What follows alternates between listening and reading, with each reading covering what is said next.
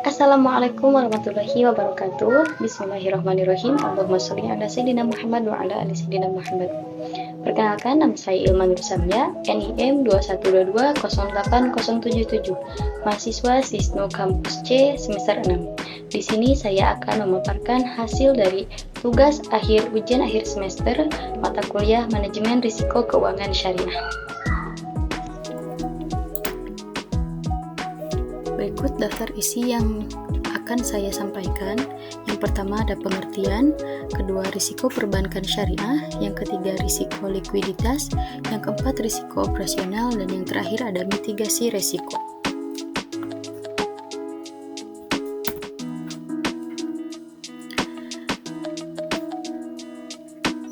Slide yang pertama yaitu ada manajemen risiko dalam keuangan syariah.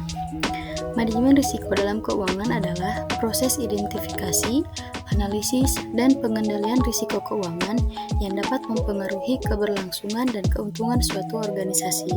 Tujuannya adalah untuk meminimalkan potensi kerugian dan memaksimalkan peluang keuntungan dengan menggunakan berbagai strategi seperti diversifikasi portofolio, asuransi, lindung nilai atau hedging, dan penerapan kebijakan serta prosedur pengelolaan risiko yang efektif. Manajemen risiko membantu organisasi untuk membuat keputusan keuangan yang lebih baik dan menjaga stabilitas finansial jangka panjang. Slide yang kedua ada risiko perbankan syariah. Di perbankan syariah, ada beberapa macam risiko yang sering kita hadapi, yang biasanya mirip dengan risiko di perbankan konvensional, tetapi dengan beberapa perbedaan khusus terkait dengan prinsip-prinsip syariah. Berikut ini adalah macam-macam risiko yang sering dihadapi dalam perbankan syariah. Yang pertama ada risiko kredit. Risiko ini timbul dari ketidakmampuan nasabah untuk memenuhi kewajiban keuangannya. Dalam perbankan syariah, produk seperti murabahah, mudharabah, dan musyarakah dapat terkena risiko seperti ini. Yang kedua ada risiko pasar. Risiko yang disebabkan oleh perubahan harga pasar yang dapat mempengaruhi nilai aset dan kewajiban. Ini termasuk risiko suku bunga, risiko nilai tukar, dan risiko harga komoditas. Yang ketiga ada risiko likuiditas. Risiko ini muncul ketika bank syariah mengalami kesulitan dalam memenuhi kewajiban likuiditasnya pada saat jatuh tempo. Yang keempat ada risiko operasional. Risiko yang disebabkan oleh kesalahan manusia, kegagalan sistem, atau proses internal yang tidak memadai. Yang kelima ada risiko yang timbul dari ketidakpatuhan terhadap hukum dan peraturan yang berlaku, termasuk hukum syariah. Yang keenam, risiko reputasi. Risiko ini berkaitan dengan rusaknya reputasi bank yang dapat mempengaruhi kepercayaan nasabah dan pemangku kepentingan lainnya. Yang ketujuh ada risiko kepatuhan syariah. Risiko yang timbul dari ketidakpatuhan terhadap prinsip-prinsip syariah dalam operasi dan produk perbankan yang dapat merusak kepercayaan nasabah dan investor. Dan yang terakhir ada risiko investasi, di mana risiko ini berkaitan dengan investasi yang dilakukan oleh bank syariah, termasuk risiko dalam kerugian dari investasi dalam produk-produk berbasis syariah.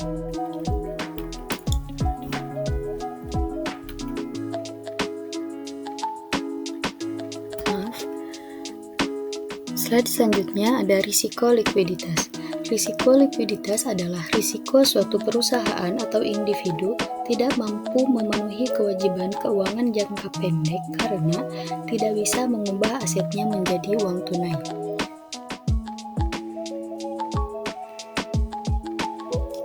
Pada perbankan syariah dapat muncul akibat beberapa kejadian berikut.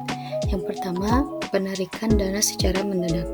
Penarikan dana besar-besaran oleh nasabah secara tiba-tiba dapat menyebabkan kekurangan likuiditas. Hal ini sering terjadi jika ada ketidakpercayaan terhadap bank atau kondisi ekonomi yang tidak stabil. Yang kedua, ketidaksesuaian jangka waktu.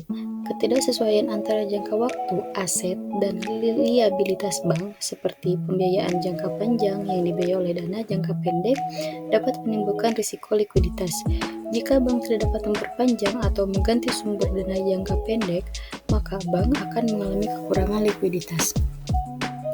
Yang ketiga, ada gangguan pasar keuangan.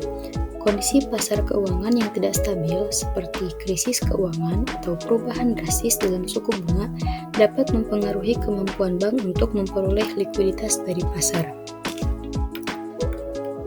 Yang keempat, pembiayaan bermasalah atau non-performing financing. Pembiayaan yang bermasalah atau macet dapat mengurangi arus kas masuk bank sehingga mengurangi likuiditas. Yang kelima, kurangnya diversifikasi sumber dana, yaitu ketergantungan pada beberapa sumber dana saja dapat meningkatkan risiko likuiditas. Jika sumber dana tersebut terganggu, maka bank akan kesulitan memenuhi likuiditasnya. Yang keenam, permintaan biaya yang tinggi. Jika bank menerima permintaan pembiayaan yang sangat tinggi dan tidak mampu memenuhi permintaan tersebut dengan cepat, maka bank akan mengalami tekanan likuiditas.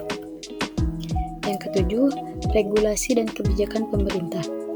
Perubahan dalam regulasi atau kebijakan pemerintah yang mempengaruhi operasi bank syariah dapat menyebabkan risiko likuiditas, misalnya persyaratan cadangan yang lebih tinggi atau pembatasan pada penggunaan instrumen keuangan tertentu.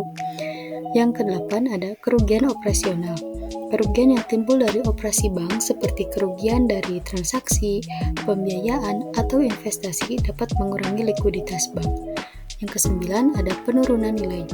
Penurunan nilai aset yang dimiliki bank seperti properti atau surat berharga dapat mengurangi kapasitas bank untuk menggunakan aset tersebut sebagai sumber likuiditas. Yang keempat, ada risiko operasional. Sebagai akibat dari faktor manusia, bisa terjadi karena dua hal, yaitu faktor kesalahan manusia atau human error dan faktor pelanggaran manusia atau human fraud. Nah, pernyataan tersebut menyebutkan dua jenis faktor manusia yang dapat menyebabkan risiko operasional, yaitu kesalahan manusia dan pelanggaran manusia. Human error atau kesalahan manusia ini adalah kesalahan yang tidak disengaja yang dilakukan oleh individu dalam menjalankan tugasnya. Contoh, kesalahan dalam memasukkan data, kelalaian dalam mengikuti prosedur kerja, atau kurangnya perhatian saat mengoperasikan mesin. Penyebabnya bisa disebabkan oleh kurangnya pelatihan, kelelahan, gangguan, atau kurangnya pemahaman terhadap prosedur kerja. Yang kedua, ada pelanggaran manusia atau human fraud. Ini adalah tindakan yang disengaja yang dilakukan oleh individu untuk mendapatkan keuntungan pribadi atau merugikan organisasi. Contohnya penggelapan dana, manipulasi data keuangan, pencurian aset perusahaan, atau penipuan dokumen. Penyebabnya biasanya didorong oleh motivasi seperti kebutuhan finansial, kesempatan untuk melakukan kecurangan tanpa terdeteksi, atau justifikasi moral yang salah, misalnya merasa berhak atas sesuatu. Yang kelima, ada mitigasi risiko. Pada investasi berbasis akad mudharabah, mitigasi risiko sangat penting untuk memastikan bahwa investasi berjalan dengan lancar dan mengurangi kemungkinan kerugian. Apabila pihak bank salah dalam menilai kemampuan debitur dalam mengelola usaha yang dibiayai, berikut adalah beberapa langkah mitigasi risiko yang dapat dilakukan. Yang pertama, ada penilaian ulang yang lebih ketat, di mana meningkatkan prosedur penilaian dan due diligence untuk menilai kemampuan manajerial dan rekam jejak bisnis debitur. Ini bisa termasuk analisis keuangan yang lebih mendalam, wawancara dengan pemilik bisnis, dan penilaian kualitatif lainnya. Yang kedua, ada diversifikasi investasi, yaitu mengalokasikan dana ke berbagai sektor atau berbagai usaha untuk mengurangi risiko konsentrasi. Jika satu usaha mengalami kegagalan, dampaknya terhadap keseluruhan portofolio akan lebih minimal. Yang ketiga, ada monitoring dan pengawasan yang ketat.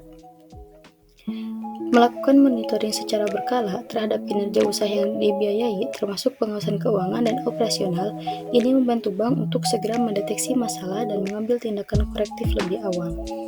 Selanjutnya ada pelatih dan pendampingan. Memberikan pelatihan dan pendampingan kepada debitur tentang manajemen usaha, keuangan, dan operasional. Ini membantu debitur untuk meningkatkan kemampuannya dalam mengelola bisnis. Selanjutnya ada asuransi dan jaminan. menggunakan produk asuransi untuk melindungi investasi dari risiko kerugian tertentu. Selain itu, bisa juga meminta jaminan tambahan dari debitur untuk memberikan perlindungan tambahan terhadap risiko kredit. Selanjutnya, ada struktur pembiayaan yang fleksibel. Merancang struktur pembiayaan yang fleksibel termasuk penjadwalan ulang pembayaran atau restrukturisasi utang jika debitur menghadapi kesulitan keuangan sementara. Selanjutnya ada evaluasi berkala kebijakan kredit, di mana melakukan evaluasi berkala terhadap kebijakan kredit dan standar penilaian untuk memastikan bahwa prosedur yang ada selalu sesuai dengan praktik terbaik dan perubahan kondisi pasar.